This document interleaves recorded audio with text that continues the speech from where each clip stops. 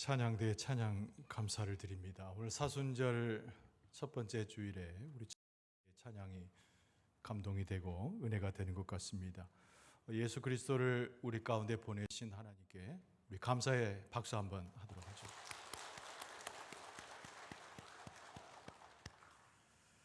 오늘 사순절 첫 번째 주일인데요. 로마서 7장 21절 이하의 말씀으로 우리가 함께 하면서 누가 나를 건져낼 수 있습니까? 라는 제목으로 은혜를 나누고자 합니다. 어느 알코올 중독자의 고백의 이야기가 짤막하게 신문 한 켠에 실린 적이 있습니다.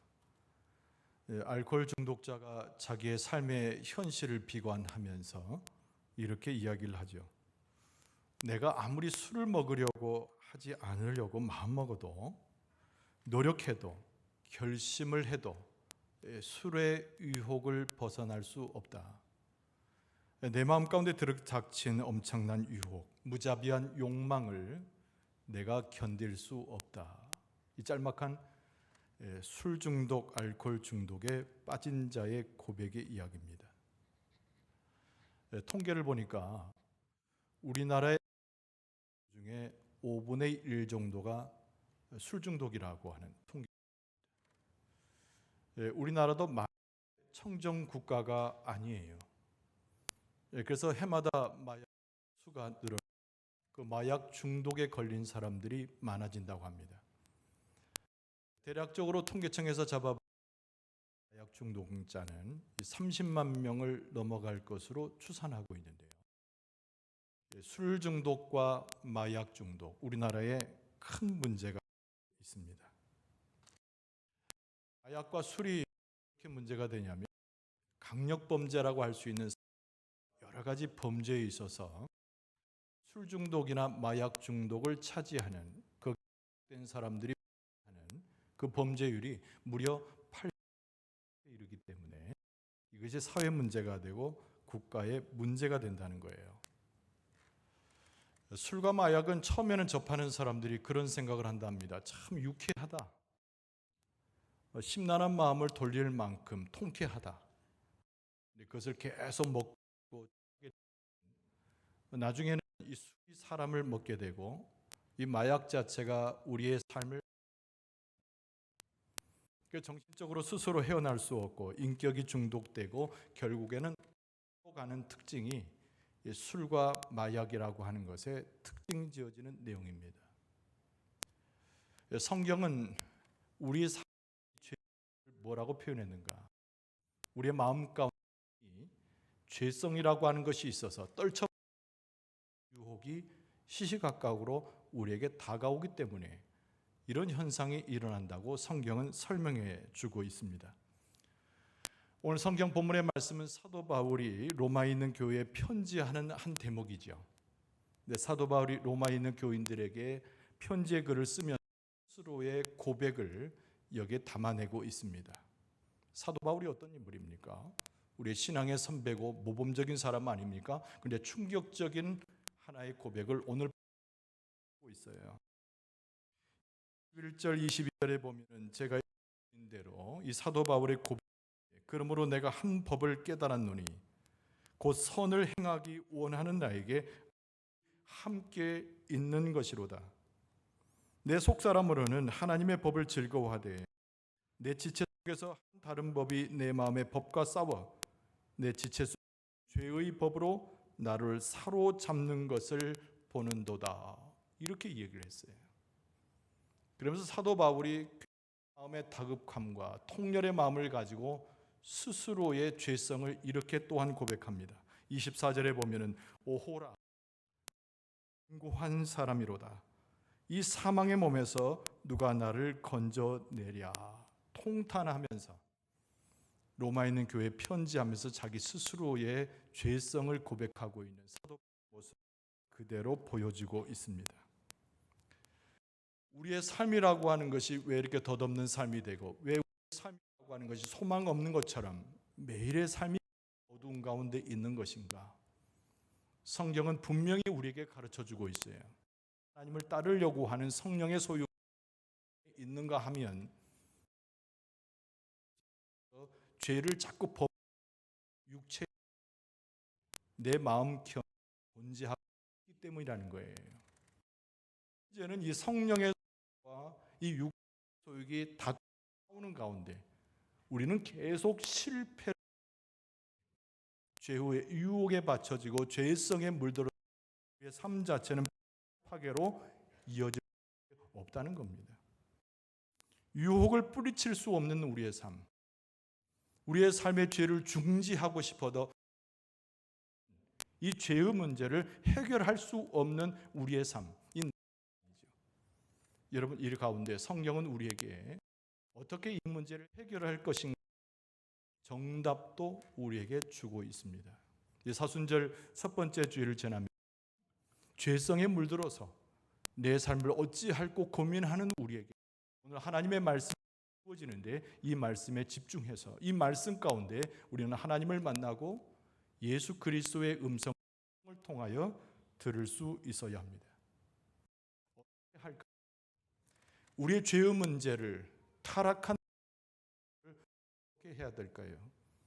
여러분, 성경은 우리에게 분명히 제시해 줍니다. 오직 예수 그리스도 우리의 구원주이신 예수 그리스도를 우리 가운데 모실 것을 오늘 본문의 말씀은 여러분 25절 말씀에 보면 우리 주 예수 그리스도로 말미암아 하나님께 감사하리로다 그랬습니다. 우리의 삶 자체가 죄 가운데 있었지만은 죄의 유혹 속에서 하나님께 감사할 수 있는 새로운 영혼이 되는 것은 우리 주 예수 그리스도로 말미암은 것이다. 여러분, 축복의 말씀을 드립니다. 서순절을 시작하고 지내면서 예수 그리스도께서 여러분과 저를 주심으로 형편없이 세상 가운데 넘어졌던 우리의 영혼이 오히려 감사하는 죄 씻음의 표와 하나님의 은혜를 임함으로 주 앞에 서게 될 줄로 믿습니다.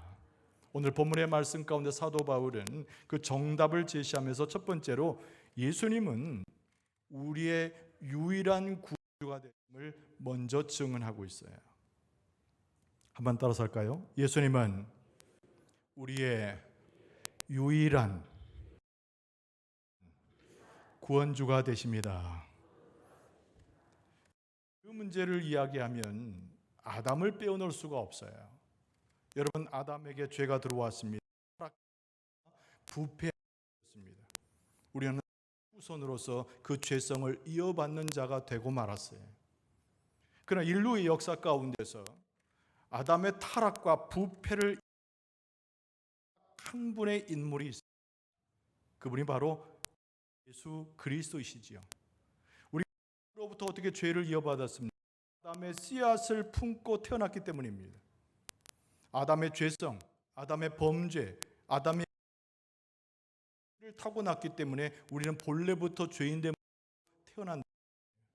그러나 예수 그리스도 성경에서 증거하듯이 예수 그리스도는 아담의 씨를 받지 않고 성령 잉태되어서 우리 가운데 오신 분임을 복음서는 증언하고 있습니다.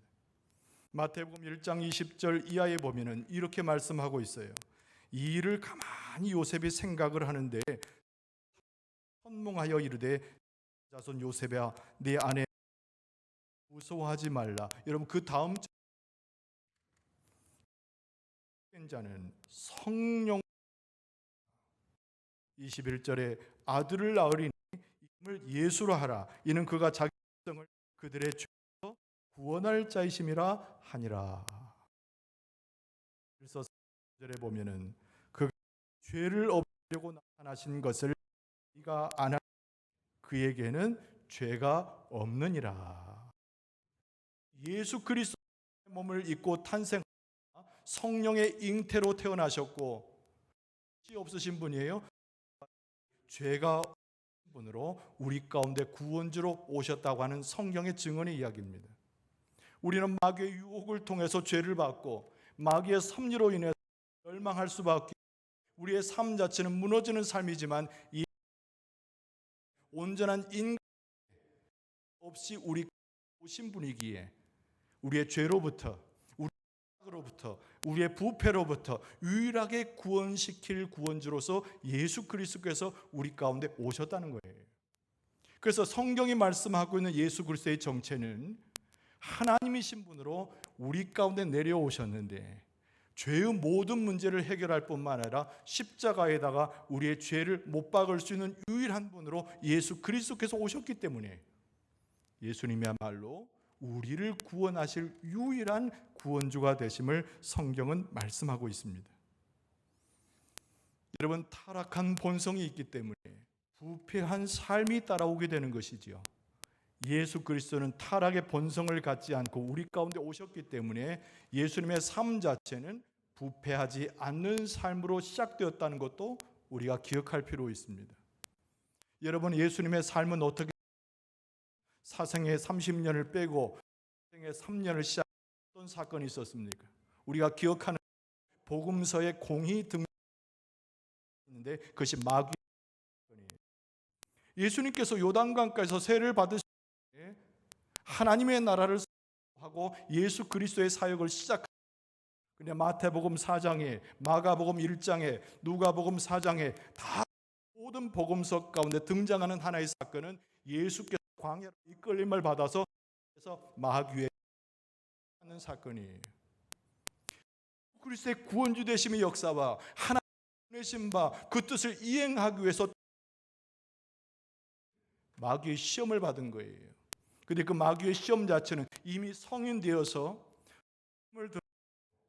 이미 삶을 보여주셨던 예수 그리스도의 모습 가운데 던져진 유혹이라고 하는 것에 매우 중요한 관점이 있습니다.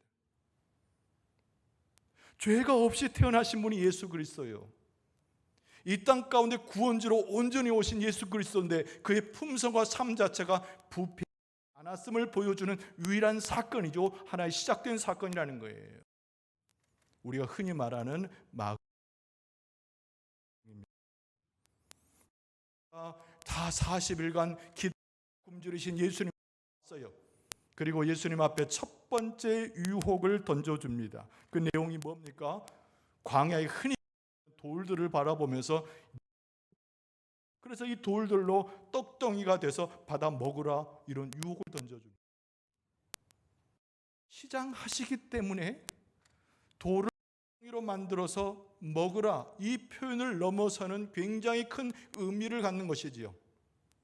세상에 있는 것들로 먹고 마심을 해결할 수 있는 너라면, 세상에 있는 것들로 바꿀 수 있는 너라면 내 앞에서 보거라.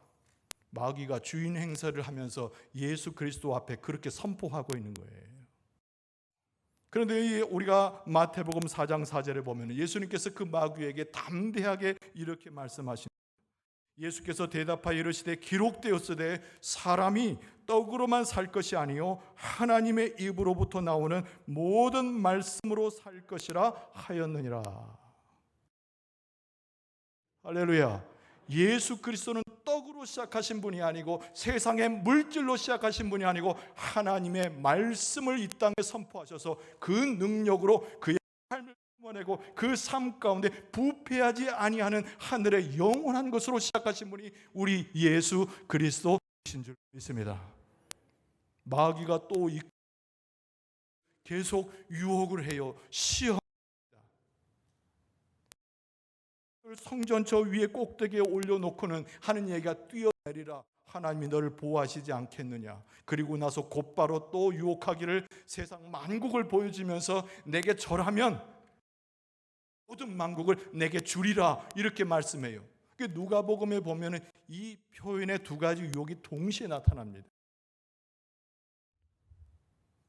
내게 절하면, 네가 성전 꼭대기에서 뛰어내리면 무한한 영예와 무한한 권력과 무한한 하나님의 권세가 내게 물질적으로 세상 것으로 주어지지 않겠느냐.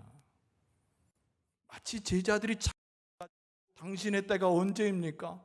당신의 나라가 임할 때 나는 우편에 혹은 좌편에, 이런 청탁을 드리듯이 말이죠. 마귀가 왕이 되고 절받을 자로 서서 예수님 앞에 그렇게 유혹하고 예수님을 시험하는 거예요.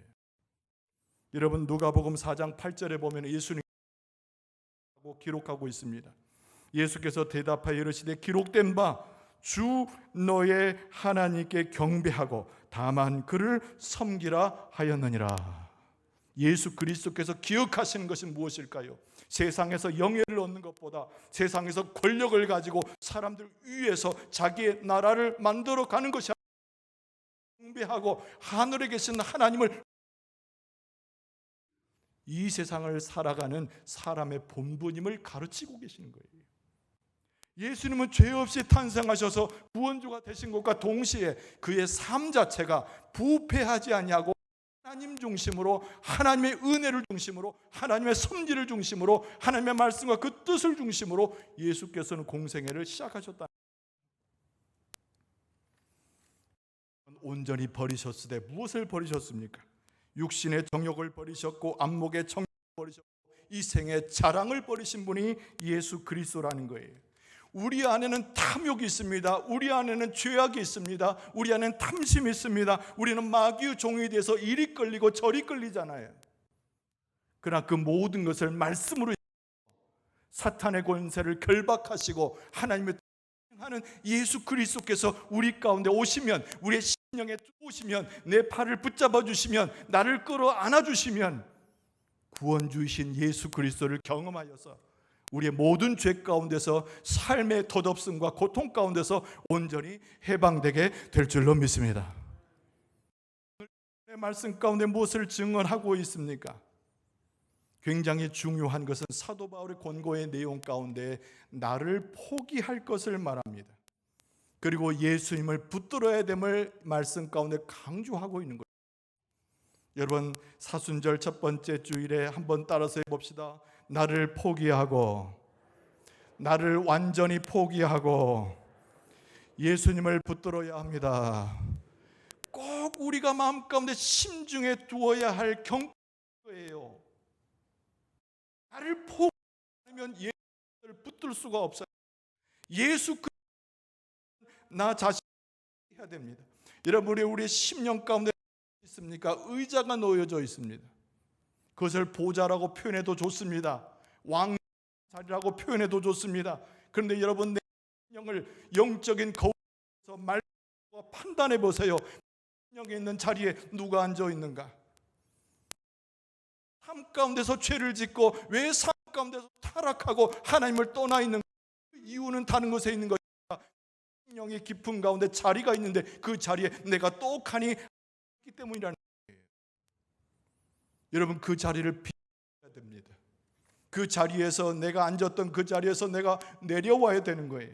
내 심령의 그 자리, 보좌와 중요한 그 예수 그리스도를 모시고 와서 예수님께서 내 삶의 중심에, 내 중심에 앉아서 나를 다스리도록 하나님, 예수님을 경배해야 될 줄 믿습니다. 내 자신의 임금이 되어지고 내 자신을 좌지우지하는 왕으로서 내 스스로 살아가게 되면 처럼 고민하여 믿음에 타락했던 자들처럼 우리는 죄를 이기지 못하는 삶을 살아가게 된다는 거예요. 이런 마귀는 시시각각 찾아와서 합니다. 아니, 내 아들인 예수님도 시험했던 그 마귀가, 내 아들인 예수님을 넘어뜨려던 그 마귀가 계산해 보건대 우리는 그래서 우리가 하나님을 잊어버리고 예수 그리스도의 믿음을 포기하게 될 때 우리의 계속 마귀가 우리를 들어와서 그 자리에 마귀를 통치하기 시작합니다. 회복 불가능한 부패, 그것이 우리의 삶을 드러내는 아주 할 수가 있어요. 아까도 언급했지만 아담과 하와의 후손 아니겠습니까? 우리가 전혀 다르게 아담의 통해서 구원되지 않습니까? 절로 우리의 악한 것들이 죄로 물려서 우리는 그 죄를 이어받은 자가 되었다는 거예요. 마귀가 들어오면 얼마나 편합니까? 그 죄의 길을, 죄의 통로를 통해서 우리 안에 들어와 마귀의 신복이 되게 하고 마귀로서 노예처럼 부리는데 힘으로는 마귀를 이겨낼 수가 없어요. 우리의 힘과 우리가 결심만으로 마귀를 칠 수 없어요. 여러분, 우리의 내가 앉아있던 자리에 마귀가 완전히 잃어버리고 예수 그리스도가 우리의 심령의 보좌에 앉아서 우리를 하게 될 때 들어가게 될 줄 알아요. 나는 의로운 자라고 인정하고 나는 불의한 자임을 인정해야 되는 거예요. 내가 얼마나 심각 이 붉은 모습으로 어제도 인정하는 회개의 모습 가운데서 그리스도가 하여 나를 버려 쫓던 게 될 때 예수께서 우리 가운데 들어오 하나님의 영으로 성령의 역사로 십자가의 권세로 다스리게 될 줄 믿습니다. 한밤중에 니고데모라고 하는 님을 찾아봤어요. 이 사람은 바리새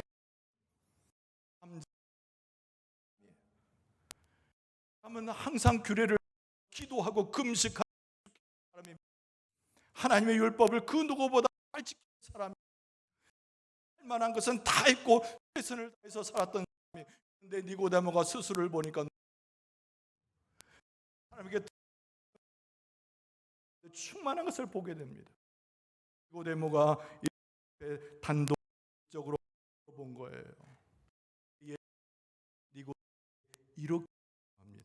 사람이 물과 성령 하늘에 볼 수 아니라 여러분 예수 그리스도의 십자가에 못 박혀서 회개하고 예수 그리스도를 나의 구주로 섬겨서 변하는 것이 물과 성령으로 거듭나는 것인 줄로 믿습니다. 하지 않고서는 하나님 없고 하나님의 백성 없다. 여러분 이 사순절에 누구를 만납니까? 예수 그리스도를 만나야 누구를 모셔야 됩니까? 예수 그리스도를 나의 보좌에 그래서 변화되어야 됩니까? 우리를 구원하시 예수 변화되고 심령을 얻어야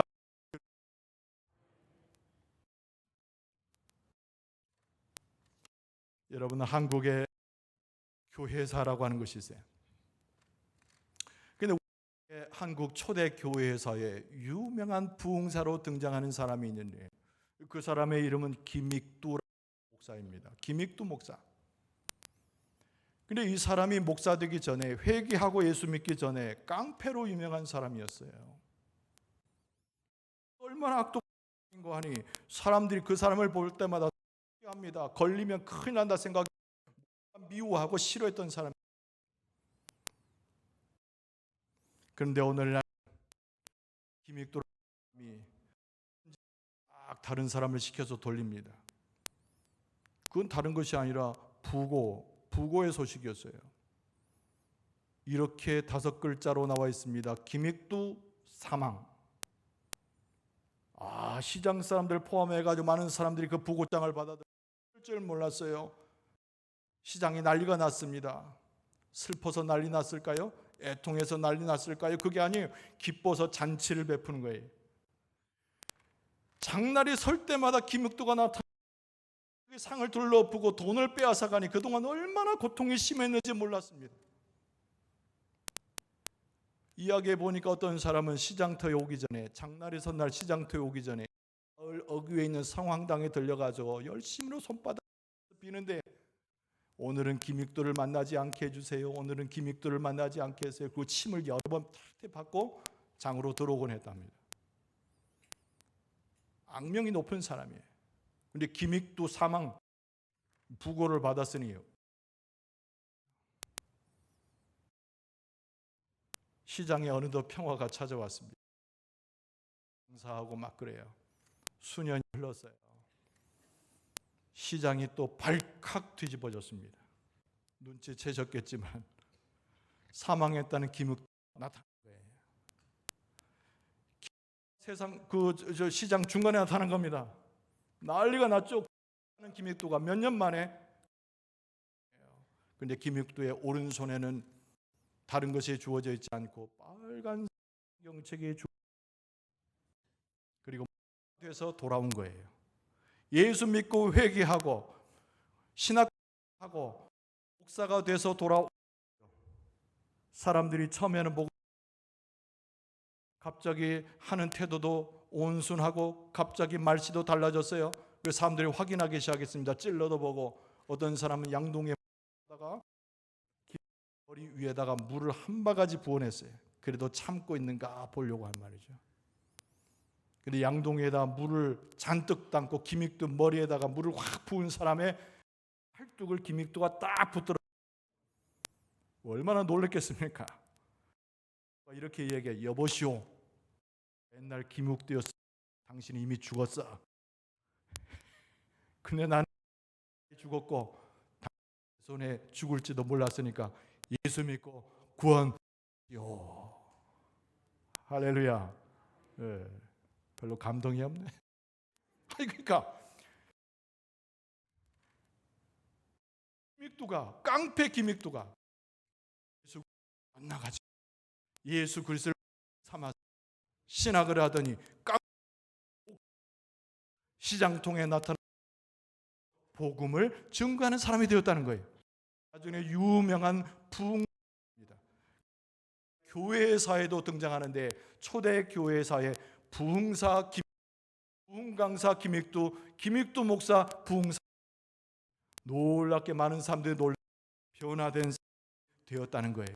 여러분, 예수 그리스도께서 우리 심령을, 예수 그리스도께서 내 삶을 하시고 내 심령에 좌정하셔서 내 삶을 붙들어 놓게 되면 죄의 해결될 뿐만 아니라 삶의 문제도 해결이 되어지고 고질적으로 유혹했던 수많은 중독과 고통들은 다 물러가게 될 줄로 믿습니다. 여러분, 갈라디아서 사도 바울이 이렇게 고백하고 있어요. 내가 그리스도와 함께 십자가에 못 박혔나니 내가 사는 것이 아니요 오직 내 안에 그리스도께서 사시는 것이라. 이제 내가 육체 가운데 사는 것은 나를 사랑하사 나를 위하여 자기 자신을 버리신 하나님의 아들을 믿는 믿음 안에서 사는 것이라. 여러분, 사도 바울은 무엇을 우리에게 증언하고 있습니까? 예수께서 십자가에 달려 죽으셨는데 마귀와 정사세도 해체해 예수 그리스도의 십자가의 능력으로 예수님께서 십자가에 박히셨고 우리의 모든 십자가를 통해서 청산해 버리셨다고 선언하고 있는 거예요. 예수께서 죽으셨을 때 우리도 함께 죽었습니다. 믿습니까? 예수 그리스도께서 십자가에 죽으셨을 때 우리도 죄와 십자가에서 죽은 줄로 믿습니다.